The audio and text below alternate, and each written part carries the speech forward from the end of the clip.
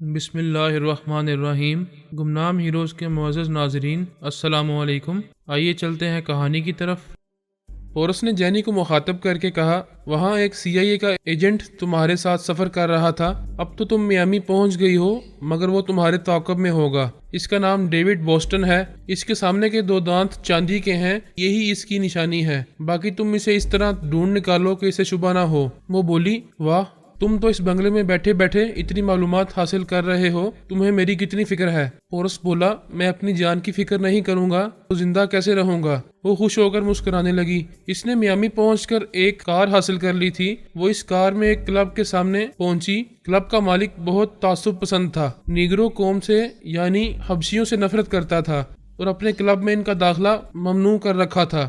جینی کار کو ایک جگہ پارک کر کے اس کلب کے دروازے پر پہنچی۔ وہاں کھڑے ہوئے مسلح گارڈ نے اس کے لیے دروازہ کھولا۔ اس نے گارڈ سے پوچھا، کیا اس کلب میں نیگرو آتے ہیں؟ مس، یہاں صرف امریکن اور وائٹ پیپل کو آنے کی اجازت ہے۔ وہ اندر چلی گئی۔ پورس اس مسلح گارڈ کے دماغ میں رہا۔ تھوڑی دیر بعد ایک کار آ کر رکی۔ اس میں سے ایک نیگرو جاسوس باہر آیا۔ مسلح گارڈ نے کہا، سوری مسٹر، یہاں کچھ پابندیاں ہیں۔ ڈیوڈ بوسٹن نے کہا، میں اچھی طرح جانتا ہوں، میرا یہ کارڈ دیکھو۔ اس نے اپنا CIA کا کارڈ دکھایا۔ مسلح گارڈ نے اسے دیکھ کر کہا، سوری، آپ جا سکتے ہیں۔ ڈیوڈ بوسٹن نے کہا، اب کیا خاک جاؤں گا؟ تمہیں سلیوٹ کرنا چاہیے تھا۔ اگر دشمن نگرانی کر رہے ہوں گے تو وہ مجھے دیکھ چکے ہوں گے۔ میں کسی دوسرے افسر کو بھیج رہا ہوں۔ وہ وہاں سے پلٹ کر پھر اپنی کار میں آیا۔ پورس اس کو دور سے دیکھ رہا تھا۔ اس نے واشنگٹن میں ہی اپنے ایک افسر کو خیال خوانی کے ذریعے بتا دیا تھا کہ وہ ایک حسین عورت کا تعاقب کر رہا ہے اور وہ اسی بنگلے سے نکلی ہے جہاں پہلے صرف ایک شخص رہا کرتا تھا۔ ابھی کاؤنٹر پر پتا چلا ہے کہ اس حسینہ کا نام روبی ہے۔ نیگرو ڈیوڈ بوسٹن کے خیالات سے پتا چلا کہ CIA ڈپارٹمنٹ کے صرف ایک افسر کو جینی کا یہ موجودہ نام معلوم ہے۔ اب وہ میامی کے ایک افسر سے رابطہ قائم کر کے کہنا چاہتا تھا کہ وہ اس کلب میں نہیں جائے گا جہاں روبی ونسٹن گئی ہے، کیونکہ اگر وہ واقعی جینی ہے تو اس کی حفاظت کرنے والوں نے اسے وہاں دیکھ لیا ہوگا۔ پورس نے نیگرو ڈیوڈ بوسٹن کے ذریعے CIA کے اس افسر کو فون کرنے پر مائل کیا اور اس کے ذریعے اس افسر کی آواز سنی جو جینی کا موجودہ نام روبی ونسٹن جانتا تھا۔ پھر پورس نے اپنے ایک سراغ رساں سے کہا، تم نیگرو ڈیوڈ بوسٹن کے دماغ پر مسلط رہو اور کسی کو فون کرنے کا موقع نہ دو۔ پھر وہ اس CIA افسر کے پاس گیا، اس کے خیالات پڑھے۔ پتا چلا کہ اس نے دوسرے افسر یا ساتھی کو جینی کا موجودہ نام نہیں بتایا ہے۔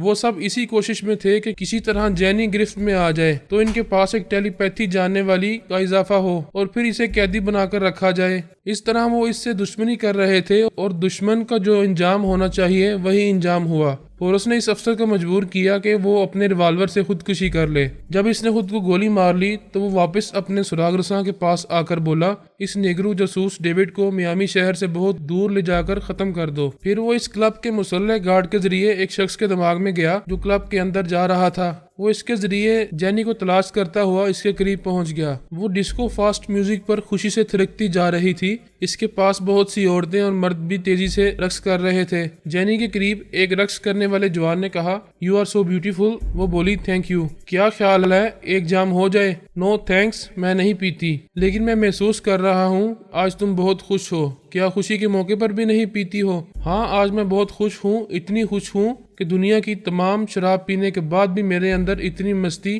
اور اتنی خوشی نہیں آئے گی جتنی کہ ایک پیک پی لینے سے آ سکتی ہے، لہٰذا سو سوری۔ ہمارے کلچر اور ایٹیکیٹ کا تقاضا ہے کہ مسرتوں بھری محفل میں کسی کی بات سے انکار نہیں کیا جاتا، جبکہ میں کوئی ناجائز بات نہیں کر رہا ہوں اور نہ ہی تم سے کوئی بدتمیزی کر رہا ہوں۔ وہ اس کی طرف دیکھتے ہوئے بولی، ہاں تم بہت اچھے جوان ہو، بڑی اچھی گفتگو کر رہے ہو، چلو جب کہہ رہے ہو تو ایک پیک پی لینے میں کوئی حرج نہیں ہے۔ پورس اس کے دماغ میں تھا اور جیسا کہ پہلے آمنہ روحانی ٹیلی پیتھی کے ذریعے عمل کر چکی تھی، اس کے مطابق جینی صرف پورس کی سوچ کی لہروں کو محسوس نہیں کر سکتی تھی۔ اس وقت پورس نے اچانک اسے مخاطب کیا، ہیلو جینی، کیا کر رہی ہو؟ میں جھوم رہی ہوں، گھوم رہی ہوں، ایسے رقص کر رہی ہوں کہ بس کیا بولوں، بڑا مزہ آ رہا ہے۔ پھر یہ رقص چھوڑ کر نوجوان کے ساتھ کہاں جا رہی ہو؟ کہیں نہیں، صرف بار کاؤنٹر پر جا رہی ہوں۔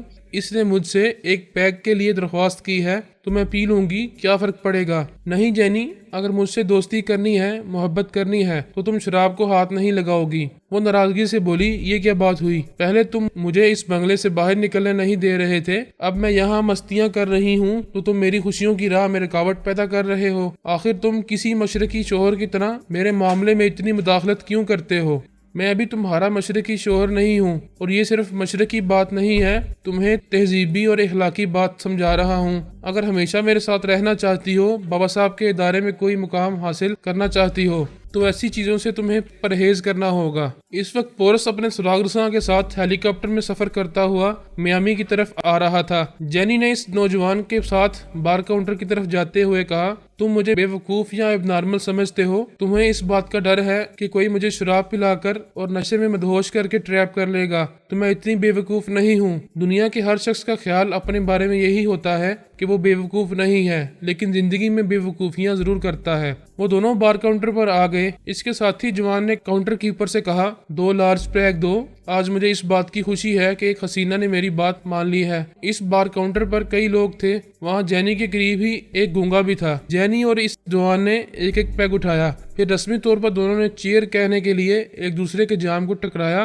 تو پورس نے اس نوجوان کے دماغ میں رہ کر جام کو زور سے ٹکر ماری، جس کے نتیجے میں دونوں جام ٹوٹ کر نیچے گر پڑے۔ آس پاس کے لوگ چونک کر دیکھنے لگے۔ نوجوان نے شرمندگی سے کہا، مجھے شرمندگی ہے، پتہ نہیں کیوں میں نے اتنی زور سے جام کو ٹکرا دیا۔ جینی اس نوجوان کے دماغ میں آ کر بولی، میں دیکھ رہی ہوں پورس کہ تم اس کے دماغ کے اندر ہو اور تم نے ایسی شرارت کی ہے، اور یہ شرارت نہیں کی ہے بلکہ میری انسلٹ کی ہے۔ جس وقت جام ٹکرا کر گر پڑے تھے، اسی وقت ایک شخص نے چونک کر اس نوجوان کی طرف دیکھا تھا اور اس کے دماغ میں گیا تھا۔ وہاں اس نے جینی کی آواز سنی جو پورس کو کہہ رہی تھی اور شکایت کر رہی تھی کہ اس کی انسلٹ کی ہے۔ وہ نہیں جانتی تھی کہ پورس نے اس کی لا علمی میں کس طرح اس کی حفاظت کی ہے۔ پورس کو جس بات کا اندیشہ تھا، وہ جینی کی غلطی سے اس گونگے ٹیلی پیتھی جاننے والے کو پتا چلا کہ پورس وہاں کہیں موجود ہے اور اس کو مخاطب کرنے والی جینی ہے، کیونکہ جینی اپنے اصل لب و لہجے میں خیال خوانی کے ذریعے بول رہی تھی اور اس گونگے ٹیلی پیتھی جاننے والے CIA کے ریکارڈ روم میں جینی کی آواز کا آڈیو کیسٹ سن چکا تھا۔ پورس نے کہا، جینی یہ کیا حماقت ہے، تم ذہین ہو، کبھی ایسی غلطیاں کرتی ہو کہ سب تمہیں اب نارمل سمجھے، کوئی تمہیں پاگل کہہ دیتا ہے۔ کیا اس نوجوان کے دماغ میں مجھے مخاطب کرنا ضروری تھا؟ کیا تم میرے دماغ میں بات نہیں کر سکتی ہو؟ میں تمہارے پاس نہیں آؤں گی، پھر وہی احمقانہ باتیں کر رہی ہو۔ تم اتنی جلدی ناسمجھ ہو جاتی ہو، اس لیے کہ تمہیں دل و جان سے چاہتی ہوں۔ جب تک تمہیں چاہتی رہوں گی، اس وقت تک تمہیں پریشان کرتی رہوں گی۔ پریشان نہیں کروں گی تو پتہ ہی نہیں چلے گا کہ محبت کر رہی ہوں۔ یہ عجیب منطق ہے۔ کیا ایسی محبت ہوتی ہے کہ خود جا کر کسی مصیبت میں پھنسنا چاہتی ہو؟ یعنی کہ میرے شراب پینے سے تم پریشان ہو رہے ہو؟ کیا اب بھی یہ بات تمہاری سمجھ میں نہیں آئی؟ ہاں، سمجھ میں آ گئی ہے، تبھی تو خوشی ہو رہی ہے۔ میں نہیں پیوں گی، بس خوش ہو جاؤ۔ خوش کیا ہونا تھا؟ ان 18 میں سے پہلی بار وہ جسمانی طور پر وہاں نظر آیا تھا، لیکن جینی اسے پہچان نہیں سکی تھی اور پورس اس سے بے خبر تھا۔ اس گونگے نے ذرا دور جا کر کاؤنٹر پر ایک ٹیلی فون کا ریسیور اٹھا کر اپنے ٹیلی پیتھی جاننے والے افسر جان بلڈر کے نمبر ڈائل کیے۔ ان 18 میں سے 2 افسر جان بلڈر اور JK اولڈ گونگے نہیں تھے۔ ان کے موبائل نمبر باقی 16 گونگے ٹیلی پیتھی جاننے والے جانتے تھے اور اسی کے ذریعے رابطہ کرتے تھے۔ جب رابطہ قائم ہوا اور دوسری طرف سے جان بلڈر نے کوڈ ورڈز ادا کیے تو اس گونگے نے ریسیور کے ماؤتھ پیس پر 2 بار انگلی بجائی، پھر سننے لگا۔ دوسری طرف سے کہا گیا، ہاں میں سمجھ گیا، تمہارے دماغ میں آ رہا ہوں۔ جان بلڈر نے اس گونگے کے دماغ میں آ کر اس کے ذریعے دور کھڑی ہوئی جینی کو دیکھا۔ گونگا آہستہ آہستہ جینی کے قریب جا رہا تھا۔ دوسری طرف بار کاؤنٹر پر 4 حسین لڑکیاں شراب پلانے پر مامور تھیں۔ ان کے ساتھ 2 مرد بھی تھے۔ ایک مرد کے کان میں ایئر فون لگا ہوا تھا، وہ بہرا تھا۔ اس کی جیب میں مائکرو فون تھا۔ اس نے مائکرو فون کے ذریعے ایک بھاری بھرکم آواز سنی۔ کوئی کہہ رہا تھا، سامنے دیکھو،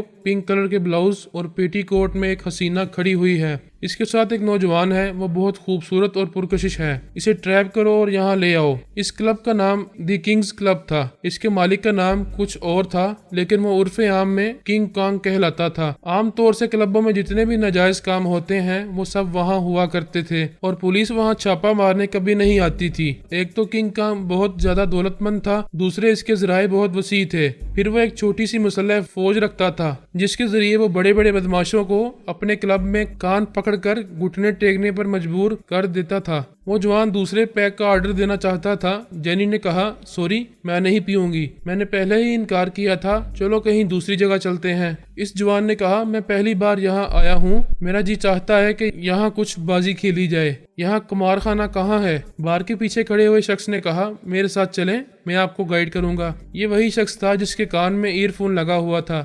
جینی نے اس کے ساتھ چلتے ہوئے اس کے دماغ کو پڑھا۔ تو پتہ چلا کہ وہ اسے ٹریپ کرنے کے لیے جا رہا ہے۔ اس نے پورس کو مخاطب کیا اور اس کے متعلق بتایا۔ پورس نے کہا تم اس کے ساتھ جاؤ، فکر نہ کرو، سب ٹھیک ہو جائے گا۔ ذرا معلوم تو ہو یہاں دشمنوں کی تعداد کتنی ہے۔ پورس اس وقت میامی پہنچ گیا تھا اور ایک رینٹڈ کار میں بیٹھ کر اسی کلب کی طرف آ رہا تھا۔ اس گونگے کے دماغ میں رہنے والے جان بلڈر نے بھی اس بار کاؤنٹر کیپر کے دماغ میں جا کر خیالات پڑے۔ اسے بھی معلوم ہو گیا کہ اس ہوٹل کا مالک کنگ کانگ جینی کو ٹریپ کرنے کا حکم دے چکا ہے اور اسے ٹریپ کر کے لے جایا جا رہا ہے۔ جان بلڈر نے CIA کے اعلیٰ افسر کے نام فیکس روانہ کیا، اس میں وہاں کے حالات لکھے اور پھر کہا جینی تو جسمانی طور پر نظر آ رہی ہے اور اسے ٹریپ کر کے لے جایا جا رہا ہے، لیکن پورس کہاں ہے یہ اب تک پتہ نہیں چل سکا۔ بائی دا وے جینی ہماری ضرورت ہے، ہمارے آدمی جتنی جلدی اس کلب میں پہنچ سکیں گے اتنی ہی کامیابی سے جینی کو گرفت میں لے سکیں گے۔ وہ کاؤنٹر کیپر اس جوان اور جینی کو لے کر ایک لفٹ کے ذریعے ٹاپ فلور پر آیا۔ اس فلور پر ایک بہت بڑا دفتر تھا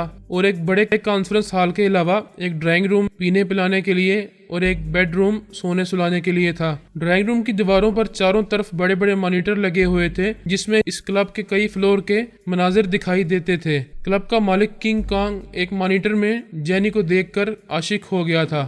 اس نے ڈرائنگ روم سے اٹھ کر اپنے بیڈ روم میں آ کر کاؤنٹر کیپر سے رابطہ کر کے کہا تھا کہ اس حسینہ کو ٹریپ کر کے یہاں لے آؤ۔ وہ کاؤنٹر کیپر کے ساتھ اسی فلور پر پہنچی تو وہاں کے مسلح گارڈ نے جینی کے ساتھ آنے والے نوجوان کو روک دیا اور کہا صرف مس صاحبہ جا سکتی ہیں۔ کاؤنٹر کیپر نے کہا سوری، باس کا حکم ہے، صرف آپ کو اندر جانے دیا جائے گا۔ جینی نے معنی خیز نظروں سے گارڈز وغیرہ کو دیکھا، پھر خیال خوانی کے ذریعے کہا پورس یہاں میرے ساتھ گڑبڑ ہو رہی ہے۔ گڑبڑ تو ضرور ہوگی، تمہیں گھومنے پھرنے کا شوق تھا، میں منع کرتا تو میری بات نہ مانتی، اب وہاں پہنچ ہی گئی ہو تو جو ہوگا دیکھا جائے گا۔ جینی ایک مسلح گارڈ کے ساتھ اندر گئی، پھر اس فلور کے کئی حصوں سے گزر کر ایک بیڈ روم میں پہنچی۔ وہاں ایک قدآور پہاڑ جیسا جسم رکھنے والا شخص بیٹھا ہوا تھا۔ اس نے کہا آؤ مس روبی، میں تمہیں دیکھتے ہی تمہارا دیوانہ ہو گیا ہوں۔ جینی نے کہا جس کی جہاں جگہ ہوتی ہے میں اسے وہاں پہنچا دیتی ہوں، اور دیوانوں کی جگہ پاگل خانہ ہے۔ بائی دا وے شاید تم ہی کنگ کانگ کہلاتے ہو، تمہارا اندازہ درست ہے۔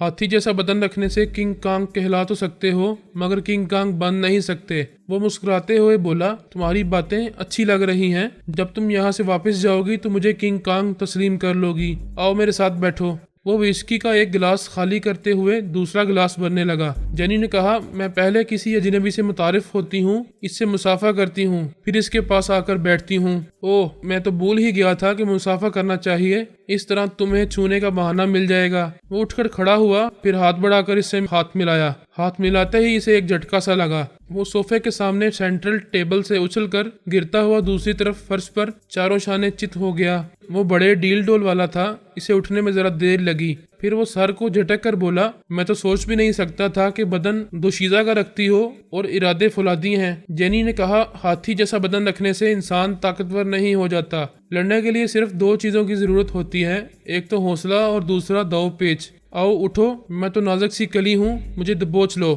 وہ دونوں ہاتھ ٹیک کر اٹھ کر کھڑا ہوا، پھر بولا اگر مجھے معلوم ہوتا کہ تم کیا ہو تو میں ذرا دیر سے پینا شروع کرتا، اب پینے کی نہیں جینے کی بات کرو۔ یہ کہتے ہی اس نے گھوم کر ایک کک اس کے منہ پر ماری۔ وہ پھر لڑکھڑاتا ہوا جا کر دوسرے صوفے سے ٹکرا کر نیچے گر پڑا۔ اس نے آستین سے منہ پونچھا تو آستین پر لہو دیکھ کر پتہ چلا کہ اس کے منہ سے اور ناک سے خون بہہ رہا ہے۔ اس نے جینی کے جوتوں کی طرف دیکھا تو پتہ چلا کہ اس نے عام حسینوں کی طرح سینڈل نہیں پہنے ہیں بلکہ پیروں میں چرمی جوتے ہیں، اور ان دونوں جوتوں کے سامنے والے حصے میں لوہے کی پتریاں چڑھائی گئی ہیں۔ وہ فرش پر بیٹھے ہی بیٹھے ایک ہاتھ اٹھا کر بولا بس کرو، آؤ مجھ سے سمجھوتا کرو، تم میرے بہت کام کی لڑکی ہو، میں تمہیں مالا مال کر دوں گا۔ وہ بولی یہ بیڈ روم ہے، شراب اور شباب کے ساتھ سونے کی جگہ ہے، یہاں سونے کے بعد تم اٹھو گے تب مالا مال کرو گے، پہلے میں تمہیں سلانے کا انتظام کر دوں۔ انٹرکام سے اشارہ موصول ہونے لگا۔ اس نے فرش سے اٹھ کر انٹرکام کے بٹن کو دبایا تو دوسری طرف سے آواز آئی CIA والوں نے پورے کلب کو گھیر لیا ہے، وہ کہتے ہیں یہاں جینی نام کی ایک اب نارمل لڑکی آئی ہوئی ہے،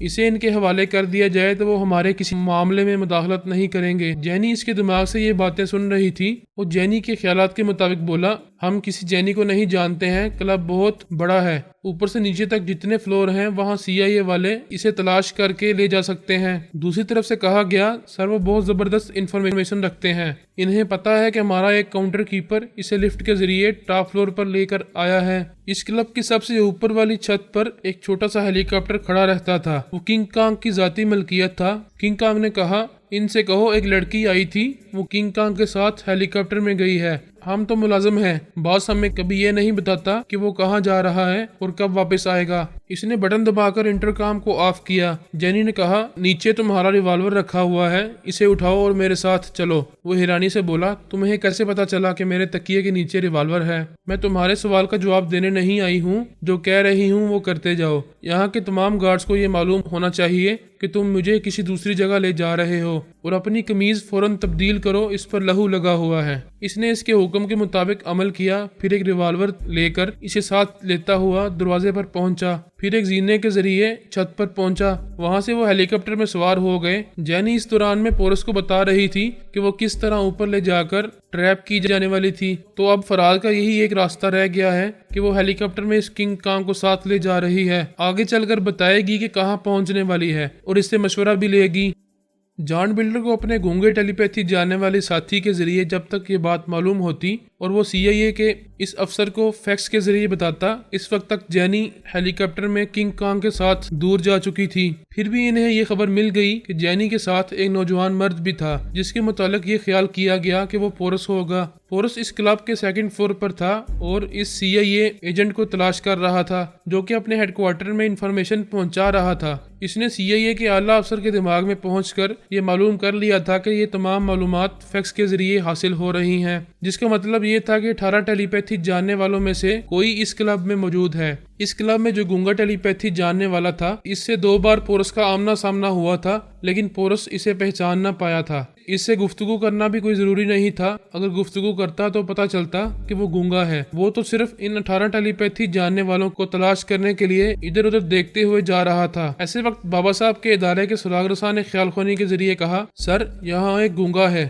آپ ذرا دور بار کاؤنٹر کے سرے پر دیکھیں، وہاں جو ٹیلی فون رکھے ہوئے ہیں، ایک شخص ریسیور اٹھا کر نمبر ڈائل کر رہا ہے۔ آپ کو یہ سن کر حیرانی ہوگی کہ وہ فون کرنے والا گونگا ہے۔ پورس ادھر دیکھتا ہوا آہستہ آہستہ قریب جانے لگا، وہ ریسیور کان سے لگائے دوسری طرف سے سن رہا تھا۔ پھر شاید رابطہ ہونے پر اس نے ریسیور کے ماؤتھ پیس پر اپنی انگلی بجائی، اس کے بعد پھر ریسیور کو رکھ دیا۔ پورس نے اپنے سراغ رساں سے کہا، ہاں گونگا ہے، مگر وہ انگلیوں کے اشارے سے کچھ کہہ گیا ہے، اس کے پیچھے لگے رہو اور اپنے ساتھ ایک اور ساتھی کو رکھو۔ اس وقت تک CIA والوں کے کئی افراد اس کلب میں آ گئے تھے، ان میں سے 4 سراغ رساں لفٹ کے ذریعے ٹاپ فلور پر جا رہے تھے۔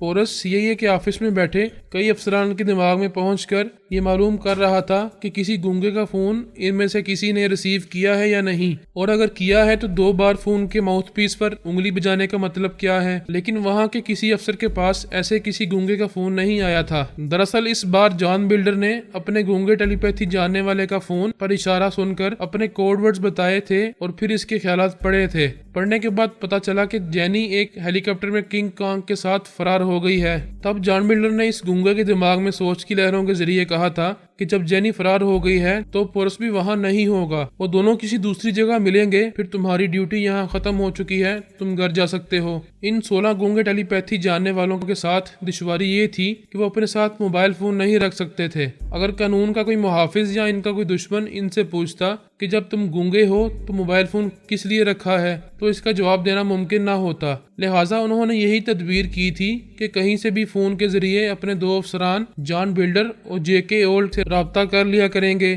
یہ تدبیر اچھی تھی، وہ کہیں بھی ریسیور کو کان سے لگا کر سنتے اور 2 بار انگلی بجاتے، کوئی بھی دیکھنے والا 2 میں سے ایک بات سوچتا کہ یا تو انہوں نے عادتاً ایسا کیا ہے یا یوں ہی انگلی بجا دی ہے۔ لیکن سراغ رسانوں کو کسی کا چھوٹا سا اور معمولی سا امر بھی شبہ میں مبتلا کر دیتا ہے، اس لیے تو وہ اس گونگے کے پیچھے پڑ گئے تھے۔ وہ ایک کار میں بیٹھ کر جا رہا تھا اور 2 سراغ رساں اس کا تعاقب کر رہے تھے۔ ان 2 گاڑیوں کے پیچھے بہت فاصلہ رکھ کر پورس اپنی رینٹڈ کار میں جا رہا تھا۔ جینی ہیلی کاپٹر میں کنگ کانگ کے ساتھ بیٹھی ہوئی تھی، وہ پائلٹ کی سیٹ پر تھا اور اس سے کہہ رہا تھا تم بہت پر اسرار لڑکی ہو اور بہت زبردست ہو۔ میں مانتا ہوں کسی نے آج تک مجھ پر اس طرح ہاتھ نہیں اٹھایا، مگر تم نے آج مجھے زخمی کر دیا ہے۔ صاف صاف بتاؤ کون ہو، میں ہر طرح تمہیں تحفظ دوں گا۔ وہ بولی تمہارے کلب کے 2 فلور پر ڈانسنگ ہال اور شراب خانے ہیں، دوسرے 2 فلور پر قمار خانے قائم کیے گئے ہیں، باقی 2 فلورز کو جسم فروشی کا اڈا بنایا گیا ہے۔ دنیا کے کئی مذاہب میں کہا جاتا ہے کہ بدکاری کا انجام مرنے کے بعد ملتا ہے، آدمی کو جہنم میں جانا پڑتا ہے، اور ایسا بھی ہوتا ہے کہ اس دنیا میں بھی اسے برا انجام دیکھنا پڑتا ہے۔ لہٰذا تم اپنے برے انجام کے متعلق سوچو اور بالٹیمور کے قریب اس جگہ کھلے میدان میں ہیلی کاپٹر کو اتار لو۔ اس نے حکم کی تعمیل کی۔ جینی ہیلی کاپٹر سے نیچے اتر آئی اور اس کے دماغ پر قبضہ جما کر اسے دوبارہ پرواز پر مجبور کیا۔ وہ ہیلی کاپٹر لے کر وہاں سے پرواز کرتا ہوا واشنگٹن سے دور آرمی ہیڈ کوارٹر میں گیا۔ بہت بلندی پر وہاں پرواز کرنے کے بعد اس نے ہیلی کاپٹر کا انجن بند کر دیا، پنکھے کی گردش بند ہونے لگی۔ وہ ہیلی کاپٹر تیزی سے نیچے آتا ہوا آرمی ہیڈ کوارٹر میں ایک دھماکے کے ساتھ ایسا گرا کہ دور تک آگ پھیلتی چلی گئی۔